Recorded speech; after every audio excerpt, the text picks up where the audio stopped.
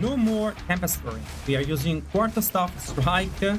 We have added quite a few techs to the Triple Herald build. This is gonna be the unique versions for those that have asked for the endgame version with more mobility, more damage, more everything.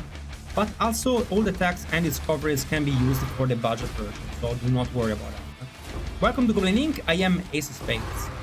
So what has changed for the build from the budget version to this endgame version? Let's go through the differences, starting with the unique items ranked from most useful to not needed. Most useful would be the Hand of Wisdom and Action, 30 drops. They're actually lowering in price right now. They're about 6 divines. They will give you a lot of damage, and they will give you a lot of also of single target on bosses where attack speed matters. Less important items, but I would say that is the second most important thing, would be this jewel here. Is the Against the Darkness Time Lost Diamond with 4% damage as extra cold damage. You'll be getting 12% of your damage as extra cold damage, which helps a lot with freezing enemies and allows you to not run cold damage on any of your items. So not running cold damage on your rings and on your weapon. Cold damage is much more expensive, and I've struggled to find good cold damage weapons and rings, so that jewel has saved my life. It's very OP. Otherwise, you have to run a little bit of cold damage and you don't need to run the jewel. Lastly, the Ingenuity Utility Belt is a good belt, of course, to run for this build. Can be found on the lower end between 6 and 8 divines. Mine was 8 divines. I would say that if you have 6 divines to invest in something, would be the Hand of Wisdom and Action. Would improve your build a lot. A lot of damage in single target. We have removed the Tempest Fury. We are now running with Quarter Staff. And we've also pretty much reworked almost every gem setup. The reason why we're running with Quarter Staff Strike is because we do not have enough slots. So we are running with Charge Staff now and Combat Frenzy. We have removed the Ghost Dance from the build. And I'm expecting a Grim Fist dance, which I really hope it happens. This build doesn't really care too much about the Grim Fist nerf. In fact, I think we're gonna be stronger after the nerfs because other builds are gonna be much weaker compared to us. By comparison, the nerfs is gonna hit us less hard. So I'm excited. I'm gonna eventually, I think, when they nerf Grim Fist, play with Ghost Dance and we'll be fine. We had to make 2 spots for Combat Frenzy and Charge Staff, and we're gonna talk about the setup. So we are earning Frenzy charges by electrocuting, pinning the enemy, or freezing them. In our case, is freeze. And Charge Staff is really powerful. Charge Staff for us, it is a fully support setup. We're running Culling Strike. We're running the Overcharge, which increases the magnitude of shock on the enemy, so it's 35% extra damage instead of 20.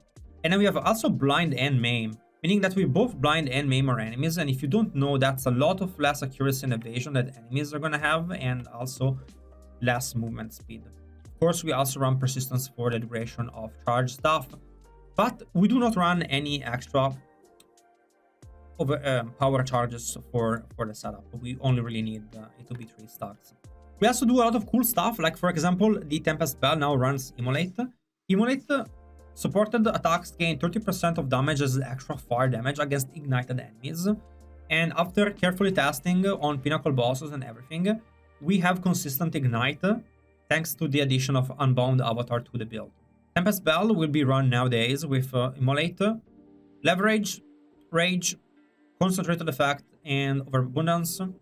You can skip running Leverage if you don't have the 6th link.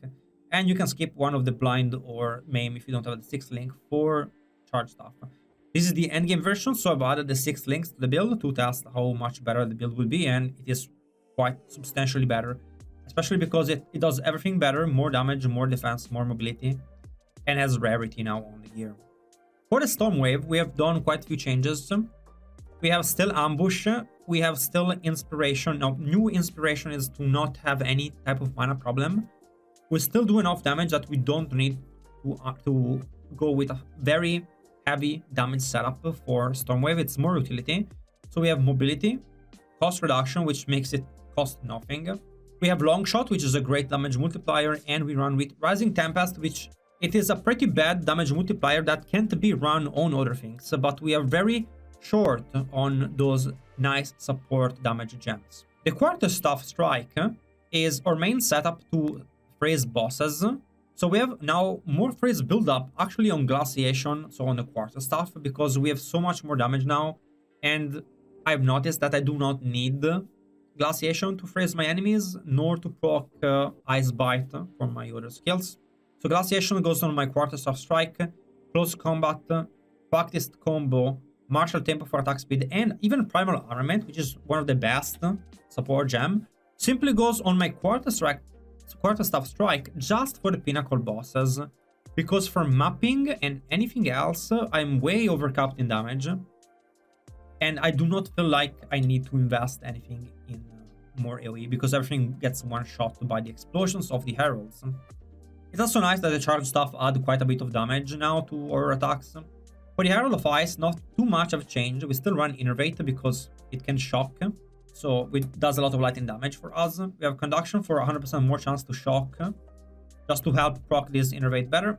Magnified Effect and Cold Mastery for it. 6 links for this is not needed, nor is for Herald of Thunder, which now runs Lightning Mastery, Inevitable Critical because we're running out of good options for damage, still Ice Bite, and Shock Siphon for a little bit more Lich. We don't really have good options for Herald of Thunder, but this Shock Siphon can be decent. And Ice Bite, I've tried to add it to the Quarterstaff so that it would freeze the pinnacle bosses, but it is unreliable whether Quarterstaff is going to be freezing the boss or Tempest Bell will freeze the boss. So that has been quite a challenge to figure out. In the end, I've decided that it's too unreliable to get Ice Bite for bossing, so I'm not running it on the boss. On the boss would require that we freeze with something else that isn't the Herald of Thunder, because Herald of Thunder is not going to proc on bosses, but it's going to give us a nice chunk of damage for mapping and breaches, which honestly we do not even need. It's just that Ice Bite is not reliable enough on a single target. So that's going to be the setup for that. Wind Dancer is not going to change. We run Blink now. Blink for extra mobility. Very important, as increasing the clear speed and the quality of your drop is the next thing that you want to do when your build is already capable of clearing all the content. For Herald of Ash, we run Clarity and Fire Mastery, which can be skipped. The Clarity and also the Ingenuity can be skipped, and also, if you don't have enough Spirit, Precision can be skipped. Lastly, Grim Fist, or for bosses, Ghost Dance, because for bosses, Grim Fist doesn't do anything. This build needs 260 Spirit or 240. If you remove some of those support gems. A quick look at the gear. Running my Quarterstaff, I could buy a better one, but I have not looked into it. And in terms of how much rarity we want to run on gear, I have, I think, 130 something percent in total between this and between the gear, and then I have about 20% I think on the Atlas, and then the 50% that I'm missing, because after 200% rarity, the loot, the currency doesn't seem to improve. That is the consensus right now, that after 200% rarity, it's not really worth running. So I have about 130 plus 20% on my Atlas, and then the 50% that is missing, it is a mix between some tablets have rarity, a lot of my maps that have, well, I'll show you my mapping setup later, but pretty much you cannot help but get some rarity from other sources and you end up capping your rarity. So to keep also the cost of the gear not too high, I haven't went crazy on my rarity. I've added rarity to my amulet, still with overwhelming strike. I added one ring with rarity and kept my unsettling the same, because you still need one unsettling for the build. My expert walks jacket got an upgrade. It is a little bit more vision rating and energy shield. My boots, I don't need a lot of resistances, so I have more intelligence, which will give me damage. Utility belt and wisdom and action. In the end, right now, I have 5.8 thousand shield, and I've changed a little bit my setup on the talent tree. So for talent tree, we've done some changes. The biggest one would be introducing the against the darkness time lost diamond, make us more interested in getting one more notable, in which case Deep Trance, which gives us more attack speed, which is great for bossing, and also the cost reduction for skills is actually pretty good. So we get that, and we get, now that we're close, Inner Faith, even though it doesn't proc the time lost diamond. We'll still get it. So we are not taking any more the evasion here and here. And I've done some calculations. I have also removed my intelligence and my energy shield on patent barrier. Sorry if you hear a bike. I've kept my setup for the other jewels the same. I have a little bit of phrase build up actually on it, and still run 2 energy shield as additional stun threshold for my jewels, and one of them with recover 2% of mana only. Now, in terms of damage, I've made some calculations, and this 18% damage bonus here for quarterstaff is incredibly valuable. On a first look, it would seem that it's better to run more elemental damage, but when accounting that we have increased critical strike chance against high HP enemies, full HP enemies, thanks to our ambush, and also when we are on single target, we have increased critical hit chance on our bell, which is our main damage. We have 50% increased critical hit chance against immobilized enemies, and even bosses are pretty much perma-stun. At that point, it seems that the critical damage bonus is quite a bit better than 10% elemental. So we've been running that, and we've also been running the evasion here, because this is a 20%, plus the reduced effect of curses is pretty sweet. The 50% damage with hits against frozen enemies is incredibly powerful. We are running that. It is almost double as worth as elemental damage bonus and the critical damage bonus, and also has more phrase build up, which we are very greedy for right now. So that is it for the talents. I haven't changed anything else. I just slightly improved the math behind it, and I'm confident about those changes. Also, this one, keep it 36% increased damage without a critical hit. It's extremely high value, almost 20% damage for 2 points plus the critical hit chance. It's really big. So this is for the talents, and for the ascension instead, I have changed things a little bit. I've added the unbound avatar, and I've removed the physical damage reduction. We are running a little bit less evasion now, so I don't feel like losing my evasion to get more armor. Things might change if they buff armor, and I'm playing with unbound avatar because unbound avatar is really powerful on bosses, and when you're doing those pinnacle bosses, those +4 breaches, the bosses can get tricky to phrase it. Takes me about 8 seconds now with my full setup, but it gets stunned also very quickly. So unbound avatar, very strong. Keep it for bosses. Don't really use it for anything else other than bosses. For my atlas, I'm doing breaches. It's a very good build for breach. It's a very simple setup. Everyone is running this.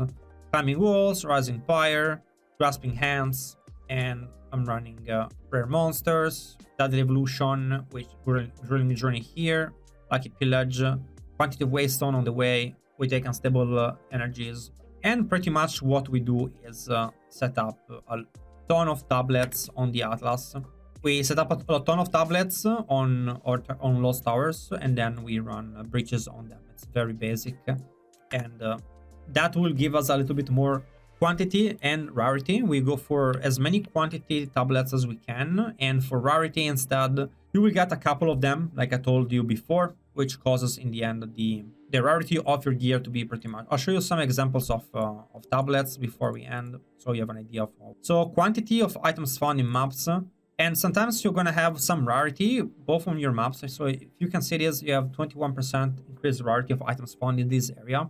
So you cannot really avoid having some rarity, and you would overcap. That's why I haven't gone at 200% on my gear. I've gone a little bit less, and I fill up what is missing of the rarity from either some tablets having rarity. Mostly I go for quantity. I go for quantity on breaches, and sometimes I go with I irradiate my maps if they're already all breached, of course with quantity. And pretty much for maps, I only run either rarity with the quantity of items found, or I run more rare monsters. Magical monsters, pack size, all of that stuff doesn't really do anything for your currency drop, because most of it drops from your rare monsters. So that's pretty much it. Hope you guys enjoyed the update. The guide will be up in the link down below, the same for the budget. And there will be no links for buying the gear this time. Hope you guys enjoyed the video. See you on the next one.